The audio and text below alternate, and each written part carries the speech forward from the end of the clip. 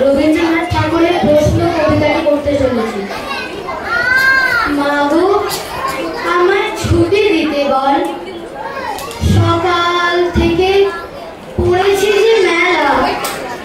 এখন আমি তোমার ঘরে বসে করব শুধু পড়া পড়া খেলা। তুমি বলছো দুপুর এখন সবে, না হয় যেন সত্যি হলো তাই। একদিনও কি দুপুর বেলা হলে বিকেল হলো মনে পড়বে নাই? আমি তো বেশ ভাবতে পারি মনে, সূর্য ডুবে গেছে মাঠের শেষে। বাগদি বুড়ি চুবড়ি ভরে নিয়ে শাক তুলেছে পুকুর ধারে। আধার হলো মাদার গাছের তলা, কালি হয়ে এলো দিঘির জল।